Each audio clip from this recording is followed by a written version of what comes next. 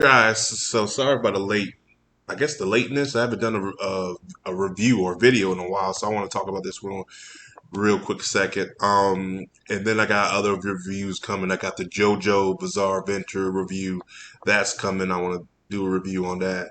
I want to try to get it done, if possible.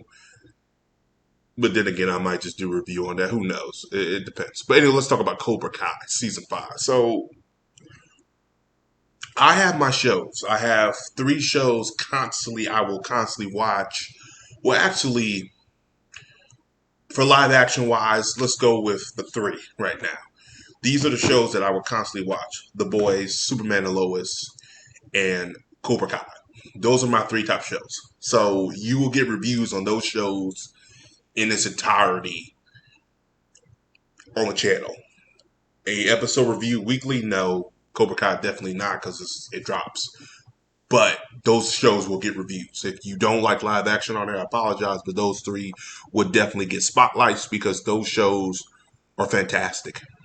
Um, those shows are the definition of good quality television, good writing, good characters, good development. My favorites. That's what I look for. Like I said, the older I'm getting, the things I'm looking for now is good story and characters, and this show has that. With that being said, let's get into the review. Um, if you made it to this part of the video, I'm already gonna give you my review, my rating of the season. Season 5 was a 8 out of 10. There were some hiccups here, but it wasn't as bad. And it's a high 8. We're looking at like an 8.9. Um, do I think last season was better than this season? Um, for the most part, yes. I do think this season did do a good development from the previous season. I do think this season was very character driven with Miguel and Sam and Robbie and Johnny and LaRusso. And you get what I'm saying. Like those characters have a lot of even with John Kreese, and Mr. Silver. You see a lot of character development, a lot in this, and that's why I enjoyed it a lot more. Some people will probably say they didn't have a lot of action in this one than they did in the previous season, and that is true. They did not. But I enjoyed the characters and the story. And we're just going to tackle probably the three biggest one, and it was just the John Terry Silva takeover, Valley takeover, and I thought that was handled perfectly well. I do think the people he did enlist to help him of the takeover were cartoonish. Um, but it was fine. It's fine. It works for the show. It's fine. I know a lot of people were complaining about that. I'm like, I don't know why. We're not gonna talk about that. But it was very good. I enjoyed it. Um, and it was just funny to me. I did like the fact that Terry Silva. I forgot the kid's name. Um, the kid that Robbie brought in last season, the black kid, Terry Silver took an interest in him and gave him a new move to learn. And I actually like that because a lot of people are like, what? You like it because he was black? No, because if you watch the previous season, he was developed. He went into Cobra Kai because he was getting bullied. And the funny thing, who was bullying him was a la Danny LaRusso's son. His son was bullying him to the point where he had to join Cobra Kai to learn how to defend himself. And come to find out, he becomes the bully in this season. And I fucking love that. It's a flip, and I love how they did that. And it worked. But he learned this new move to actually beat a former champion, which was Hulk.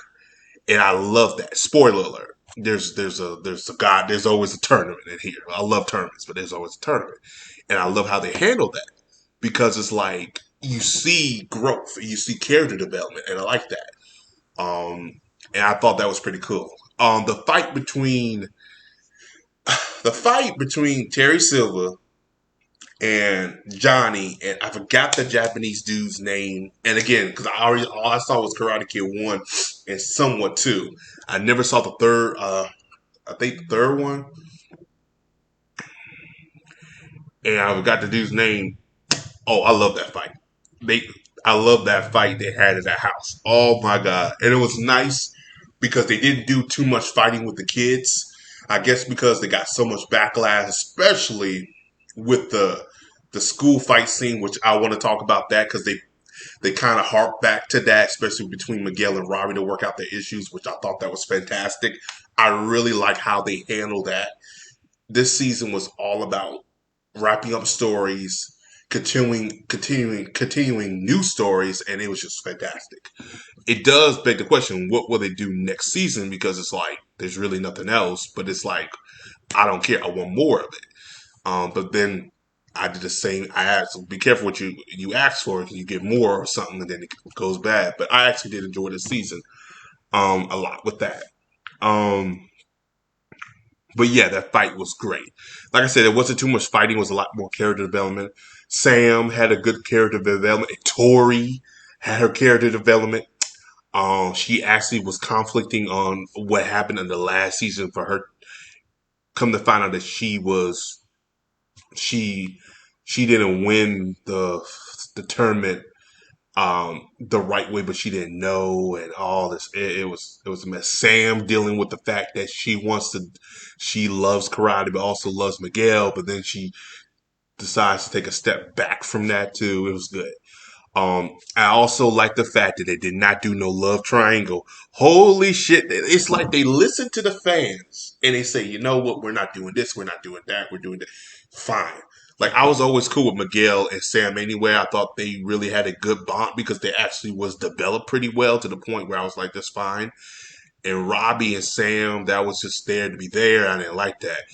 Robbie and Tori are together. I thought that was fine because I thought I know you could tell that they bond pretty well. None of that love triangle going on. It was perfect. Like I said, the characters were handled perfectly. The writing was handled perfectly. I don't think I had a problem with none of the direction they had with it.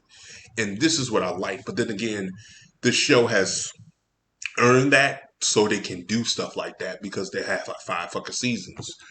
Um, and the biggest one who had the biggest character development out of all of this though was Johnny. I think Johnny it is a 180 from what he was from season one. And I love what they did with him. It feels like what they did with Vegeta in Dragon Ball Z.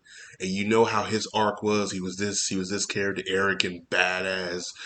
And I still love that character. I love that early version, but you know he became a family man. He stopped thinking about being he put his pride away for being he still want to be better than Goku, but he still it's not like he's not leaving it, but his family comes first. And you have to see that throughout the Super. His family came before Goku. And that's a character development that I never thought I would see for that character, Vegeta. And Johnny, I never thought he would do the same thing. He put his family first.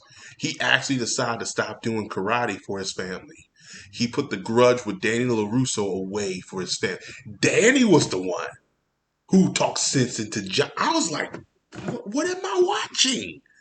What am I watching? And I loved it. I really did love it. This is actually one of my favorite seasons. It's arguably my favorite because I love the direction they did with the characters. I love where Johnny went. I love how Danny LaRusso was the one fighting the battle, but he was spiraling out of control because Terry Silver was in his fucking head. And I love those games he was playing. I love that Sam was still trying to figure out what she wants. In reality, she figured out what she wants, but she thought she almost lost it with old Miguel and the karate. Robbie did a 180.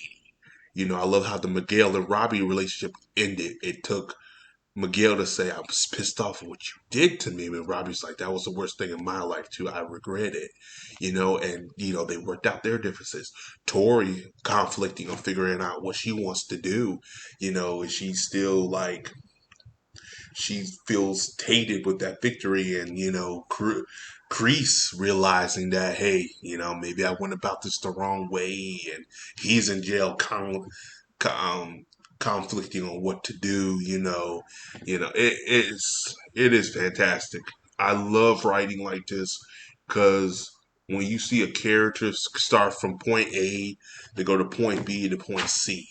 But when they do a 180 and they develop from all those points they went through, and you see the growth, and then when you get to this point in this world life, where they're in this life in this world, you say to yourself, "God damn!" But Johnny was probably the biggest where I said, "Man, I just, I, I mean, Lord, especially from where he was in season one. If you kept up with the show, you know where he was. You were like, oh Lord, where is he? Was like a rut. But the way they handled this was fantastic. I have no complaints with this season. I have no complaints with this show. It's one of my favorite shows to watch. Like I said, Cobra Kai, The Boys, and Superman and Lois. But this right here is the definition of good character development, good writing, good everything. If you haven't seen Cobra Kai, whatever you're doing, get a Netflix account. This is the only time I would say get Netflix is when it comes to this stuff. And the worst thing about this was on YouTube. But it wasn't doing well on YouTube because no one was like, who the fuck is watching YouTube Red? Like, what the fuck is Red? And that was the worst thing too. I thought it was something YouTube Red was more like dealing with porn or something. Like you porn. Y'all remember that site, you porn. So yeah, but it done real well. I don't know. But as always, guys, like, subscribe, peace, have a Johnson day, and let me know what you guys think of Cobra Kid.